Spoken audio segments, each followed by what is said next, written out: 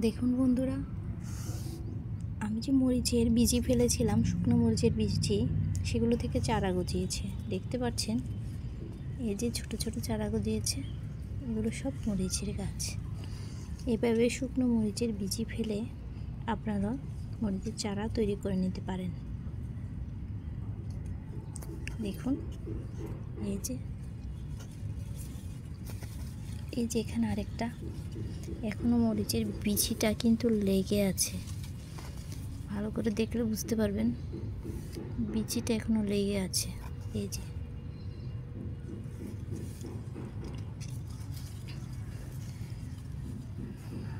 দেখছেন।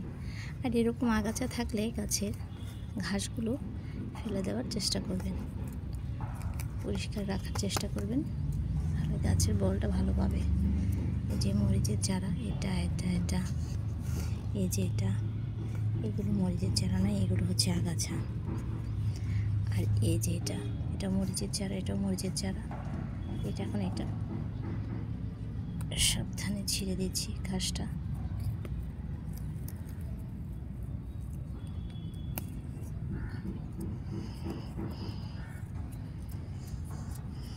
এই যে, আর এগুলো দেখছেন, এগুলো আমি আগে বীজি ফেলেছিলাম, সেগুলো থেকে মরিচের চারা হয়েছে। এই যে এগুলো একটু বড় হয়েছে, এগুলো আর একটু বড় হলে আমি এখান থেকে আলাদা করে সরিয়ে অন্য টবে দিয়ে দেবো, কারণ এতগুলো এক জায়গায় তো থাকলে সমস্যা, তাই তখন আলাদা করে দেব। একটু বড় হওয়ার জন্য অপেক্ষা করছি, আর একটু বড় হলে সরালে ভালো।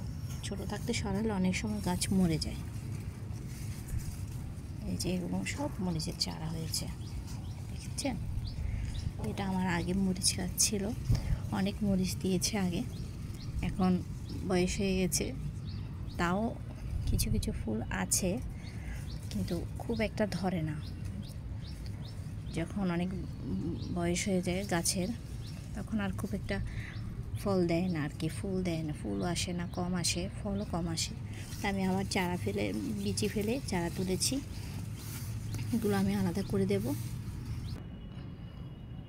এই যে দেখুন, এখানেও আমি মরিচের বীজি ফেলেছিলাম। এই যে ছোট্ট চারা হয়েছে, যেটা ছোট্ট চারা হয়েছে, চারা কয়েকটা হয়েছে। এখানে আমি 4টা চারা দেখতে পাচ্ছি, 1টা 2টা 3টা 4টা, আচ্ছা এই যে একটা ছোট্ট 5টা হয়েছে।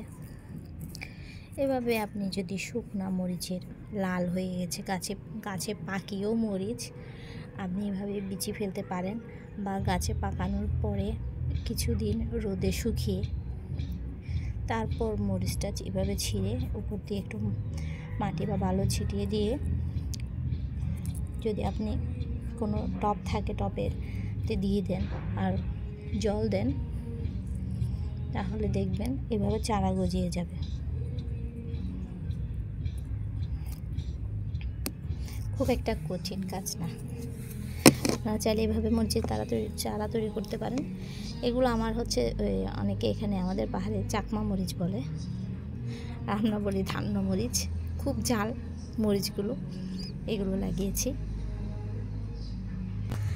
আর এই মরিচ গাছটা বীজি আমি ফেলেছি, এই মরিচের বীজি ফেলেছি। এটা কালো মরিচ, একটু মোটা মোটা হয়, চাকমা মরিচ না, কিন্তু এটা কালো মরিচ, কিন্তু এটার অনেক ঝাল আছে, অনেক ঝাল হয়। এটা মরিচগুলো অনেক ঝাল, দেখতেও অনেক সুন্দর লাগে।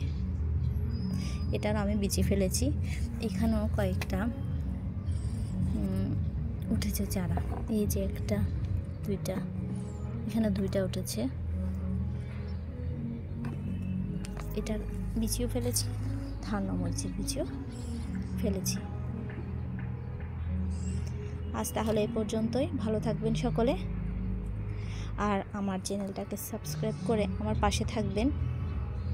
লাইক কমেন্ট শেয়ার করার অনুরোধ রইল। বাই।